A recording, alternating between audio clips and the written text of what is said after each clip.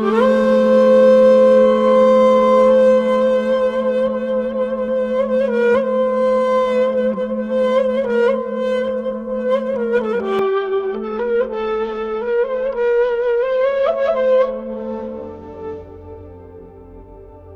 njeriu arrin pjekurinë mendore flet më pak.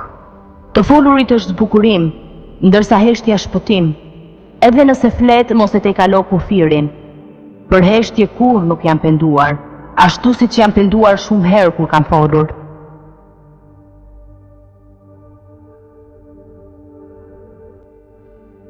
Lakmia e pangishme është kulmi i mëkatit, pushtuesi është çapkëni i fatit. Me syrin e shpirtit vetveten shiko, dhe atëherë do të bindesh për të gjitha këto.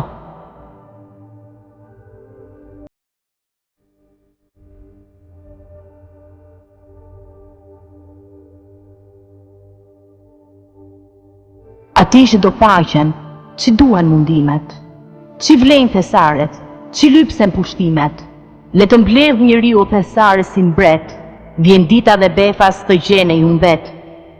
I lum kush veten për të mirën lufto, lavdia në tokë pa tjetër mbaron.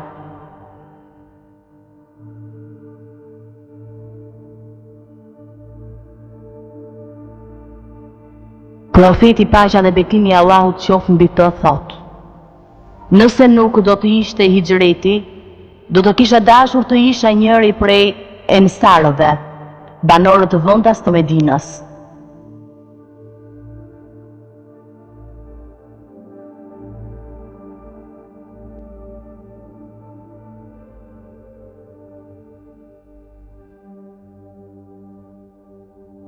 Vullnetin e durimin burojnë e kemi, me dijen e saktë pajisuri jemi. Durimi na bën që të mposhtim çdo gjë, dhe dija të liga të bëjmë s'na lë.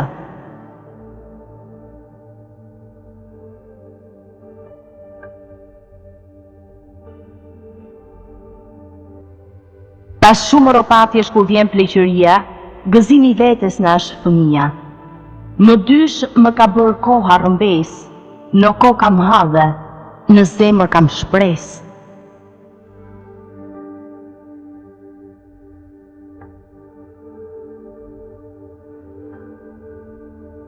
S'kan fare të drejtë, shtetin ta drejtojnë, ata për të cilën populli i lutet. Zot, hiq na qafe, aman, le të shkojnë.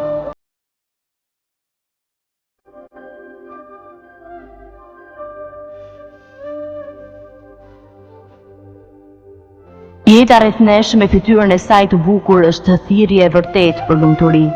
Ndaj buzëqeshni, sepse mesazhet më të shpejta të lumturisë drejtuar të tjerëve arrin përmes buzëqeshjes së sinqertë që buron nga thellësia e zemrës.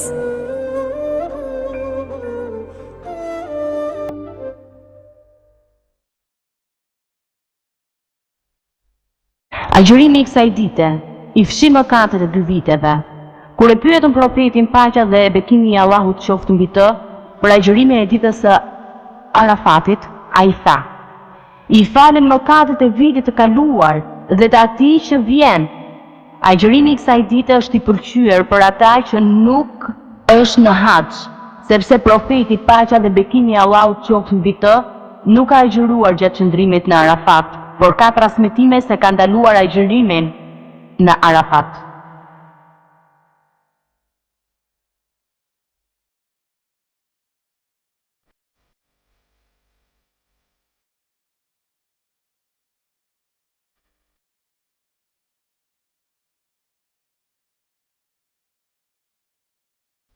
Profeti paqja dhe bekimi i Allahut qoftë mbi të ka thënë: nëse Allahu do të mirën dikujt, i heq atij drynin e zemrës dhe e lejon të depërtojë në të besim dhe sinqeritet. Zemrën e tij e bën të aftë të kuptojë, gjuhën e tij e bën të pastër dhe të sinqertë. Moralin ja përsos, i dhuron dëgjim të vëmendshëm dhe shikim largpamës.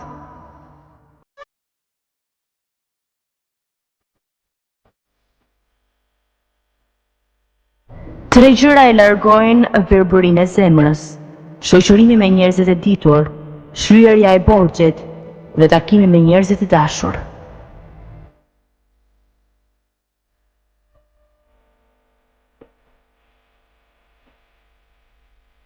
Të kufizuarit dëshirojnë të kufizojnë, ndërsa mendjehapurit dëshirojnë të hapin. Hipokriti kërkon të gjejë vetëm fajet, besimtari kërkon të shfaqsoj. Aty ku nuk ka ndarje në vizion, ka vizion dhe në ndarje. Vetëm në unitet, vuajtja nuk gjen as pak vend.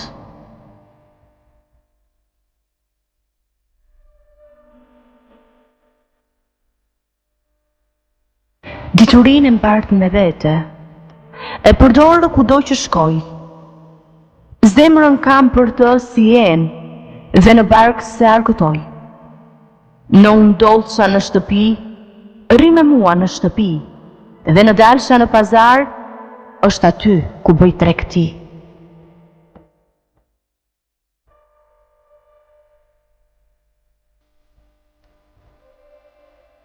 O Zoti ynë, fali të gjallët dhe të vdekurit prej nesh, të vejgjelit dhe të mëdhej ndër ne, meshkuj dhe femra midis nesh, të pranishmit dhe ata që mungojnë.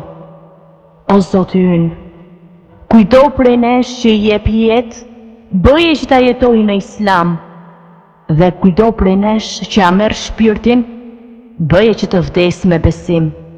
Amin. Vetëm ti ishe i kënaqur me mua.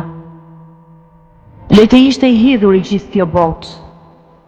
Vetëm ti të më pranoje pranë teje. Le të ishin të mërzitur të gjithë në tokë. Vetëm me semeje e teje të kishjet. Le të ishte çdo gjë tjetër e shkret. Nëse arri dashurinë tënde, s'ka më dhimbje, s'ka më dert, se çdo gjë që kam mbi dhe një ditë do të jetë.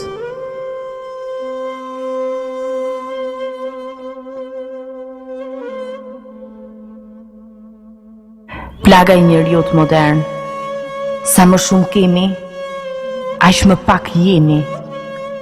Moderniteti nuk na e ka shëruar dhimbjen, thjesht na ka tharë lotët. Kapitalizmi, ligji i xhunglës që e shkatron xhunglën, ateizmi, besimi se ujë buron në pus.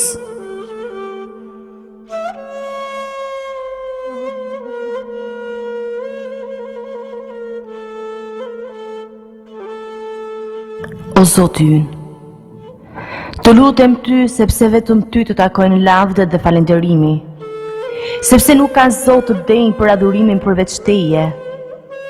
Ti je i vetmi dhe i pashoq, ti je dhuruesi i gjithçkaje, o krijuesi i qiejve dhe i tokës, pa shembull të mëparshëm, o zotruesi i madhërisë dhe bujarisë, o i përjetshëm, i mbajtës dhe mbrojtës i gjithçkaje që ekziston, të lutem të na fusësh në xhenet dhe të na mbrosh prej zjarrit të xhehenemit.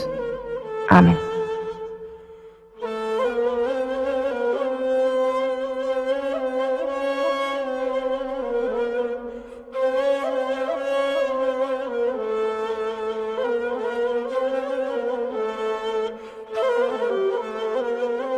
Mos kujto se arsyeja ka aftësinë për të shpjeguar gjithë të vërtetat dhe shkaqet e tyre, apo të njohë veçoritë e ekzistencës në tërësinë e saj. Kur shkaqet shkojnë tej nivelit tonë të aftësive për të kuptuar dhe tej horizontit të eksperiencës së natyrës sonë njerëzore, ato bëhen të paarritshme. Dhe atëherë arsyeja, në qoftë se nuk ndalon, rrezikon të humbas në iluzion. Mos u beso atyre që pretendojnë se inteligjenca njerëzore ka aftësinë për të përshkruar gjithë të vërtetën nëpërmjet perceptimit. Prandaj, ndiq mësimet dhe urdhrat e ligjvënësit, Allahu të lartësuar.